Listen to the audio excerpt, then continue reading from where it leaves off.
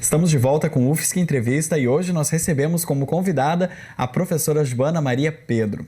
Professora, no bloco anterior a gente estava conversando sobre as ondas do feminismo, né? Primeira onda, a questão dos direitos sociais, né? A luta pelos direitos sociais. Do direito ao voto, do direito ao voto, isso. A segunda onda, a questão do prazer, do corpo. Isso, né? Mesmo. E ficou faltando a terceira onda. Qual é essa terceira onda? Então, na verdade, tem um pouco a ver com o conceito de gênero.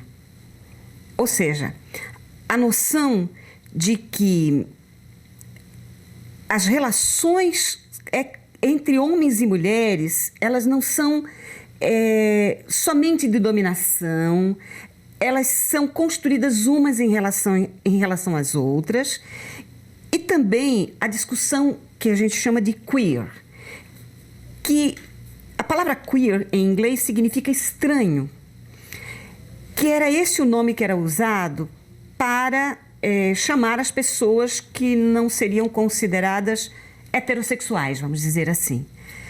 Geralmente chamavam de estranho, queer. Ofensivo. Né? Como ofensivo, é. O que o movimento gay vai fazer é tomar essa palavra e mudar o sentido. Aliás, os movimentos sociais cansam de fazer isso.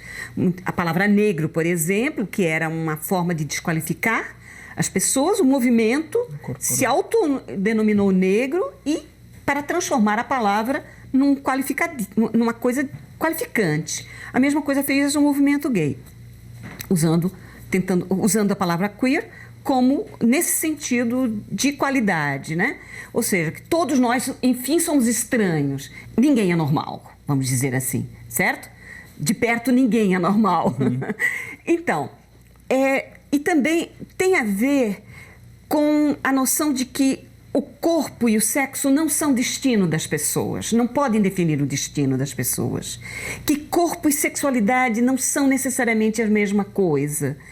Que o amor não tem fronteiras, não tem sexo, não tem cor, ele é amplo, diverso e ele transita, ele se desloca, ele não está o tempo todo num determinado momento, o tempo todo num determinado lugar. Uma questão da aceitação do amor em todos os seus sentidos, todas as suas formas de se expressar. Isso mesmo. E, professor, até a gente teve recentemente o depoimento do Papa Francisco, que veio ao Brasil, que ele não declarou oficialmente que é a favor dos gays, mas que eles precisam ser abraçados também pelos cristãos.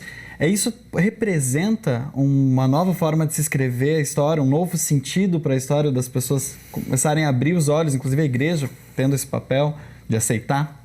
Olha, eu confesso a você que eu não escutei o Papa dizer isso, mas estou escutando você dizer que os cristãos precisam abraçar. Claro, é bem melhor dizer isso do que dizer que eles precisam ser curados, como alguns estão dizendo que tem que ser, ou que, como eles eram presos no passado, ou essas pessoas eram presas no passado. Agora, eu acho pouco. Eu acho pouco por quê? Eu acho que a igreja tem tantos anos de existência e ela tem perdido tantos cristãos que poderiam continuar em suas fileiras se ela percebesse que o mundo mudou tanto. As pessoas começaram a se enxergar também de maneiras diferentes. Que as pessoas pudessem sentir que a igreja é um lugar também para ela. Porque as pessoas sentem falta de um lugar de espiritualidade, né? De crenças e tudo isso. E eu fico pensando como a igreja tem perdido adeptos, perdido pessoas com sua intolerância. Eu espero que embora eu tenha minhas dúvidas, que este seja um momento de pelo menos uma caminhada numa direção de uma aceitação maior. Eu não vou nem falar de tolerância, porque a tolerância, às vezes a gente usa essa palavra para dizer de algo que a gente até aceita, mas com uma certa reserva. Por que isso? Porque são seres humanos. E eu fico pensando, as pessoas ganham medalhas nas guerras por matar os outros e vão ser desqualificadas por se amar. É uma coisa muito... que não cabe na cabeça da gente, né? Eu acho que, em termos históricos, a igreja tem perdido muito com esta posição contrária. Posição rígida, né? E conservadora, no caso. Professora, e sobre a questão ainda, a gente já falou um pouco sobre a questão dos métodos para reprodução, né, para o sexo como prazer, e também sobre a questão do direito ao casamento dos homossexuais.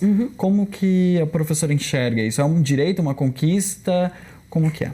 Eu, como historiadora, eu acho graça disso. Por quê? Deixa eu lembrar uma coisa.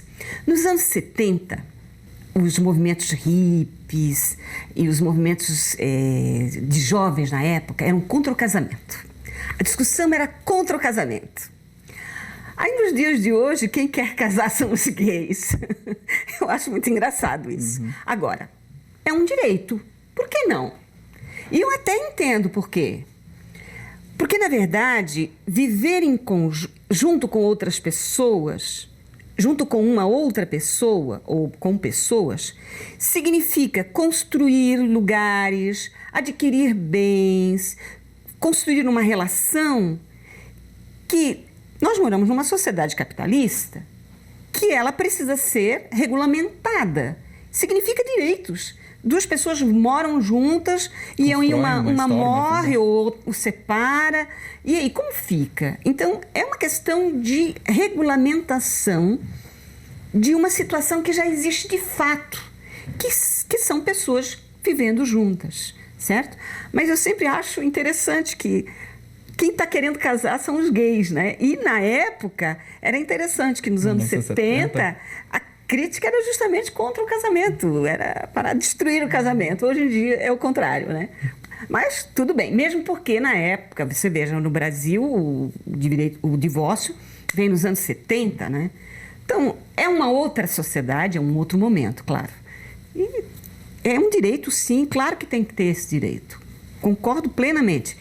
É uma coisa que é um registro, a regulamentação de uma estabilidade emocional, de um companheirismo. Vamos lá. Relacionamento, né? De um relacionamento. Professora, vamos fazer mais uma pausa no Fisca Entrevista e a gente volta logo em seguida.